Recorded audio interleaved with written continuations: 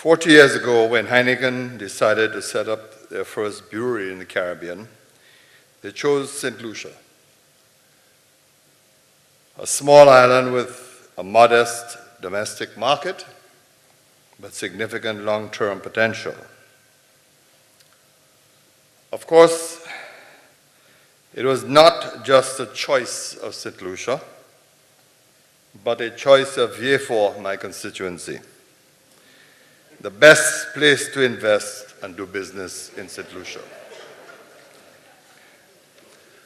The potential of which I spoke was reflected in an attractive tax and incentive regime for investment and production, as well as free access to an expanding regional market.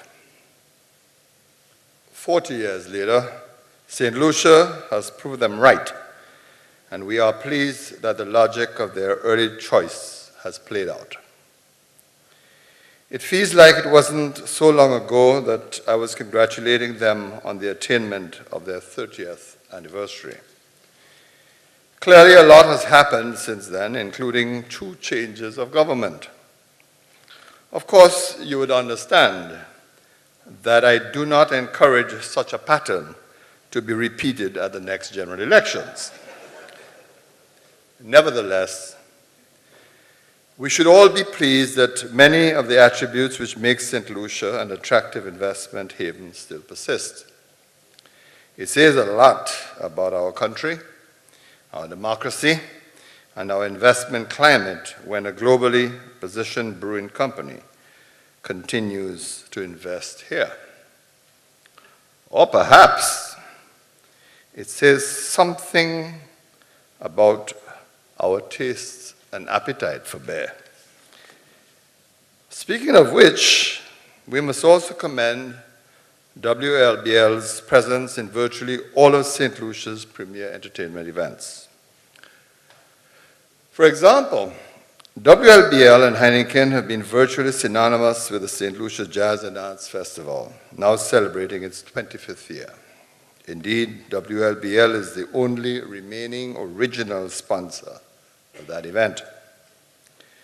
They've also been highly visible at the St. Lucia Carnival, of which Piton is the official beer. Significantly, Piton also sponsors community carnivals, calypso tents, soak events, and individual carnival bands, ensuring that a fine time is had by all.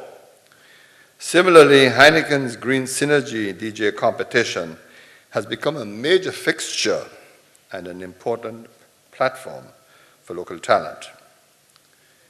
In sports, WLBL has supported many local teams across the island, including the championship team which won the Regional Guinness Street Football Challenge held in Jamaica last year.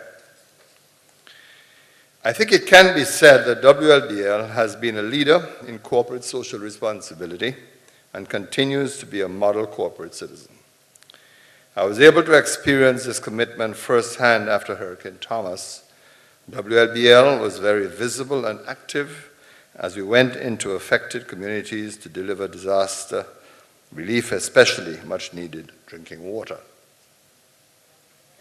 Speaking of water, this is now one of our most pressing resource concerns. And so we appreciate that WLBL has done a lot to raise awareness and curb consumption. As we will see later this evening, WLBL has partners with WASCO and GIZ in very tangible ways, and I'm excited to see how else they can help the people and communities most in need. Of course, the company will also benefit from the planned upgrade of the Vieux-Fort water supply project at an estimated cost of US $18 million. This project is due to commence later this year. Regarding WLBL's economic impact on the local economy, the company remains one of the largest manufacturers on island and so touches many households in St. Lucia, either via direct employment, product consumption, or participation at events. WLBL brands are virtually universal. Considering the large number of businesses and vendors who generates sales of and for WLBL products, it is clear that many lives and jobs are influenced by the success of the brewery and its brands. We are pleased, therefore, that WLBL has found St. Lucia to be such a strategic location for endurance and growth. Through these many years, we have seen the company navigate the seas of competition and the vagaries of regional and international market forces. They have clearly weathered the storm and prospered through it.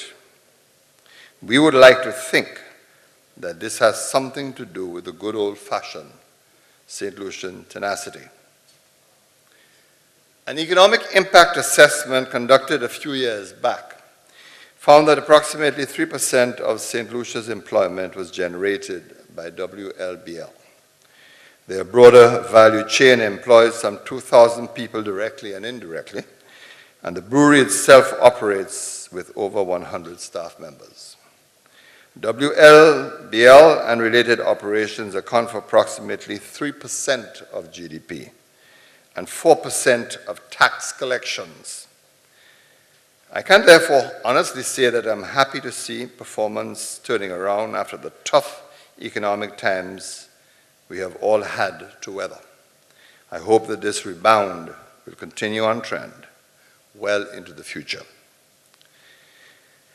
I doubt that I will be privileged enough to come back in another 10 years to talk about this company and its contribution to development, at least not in the same capacity, because I expect to be on a rocking chair somewhere looking at the sea or some majestic hills and valleys clothed with trees.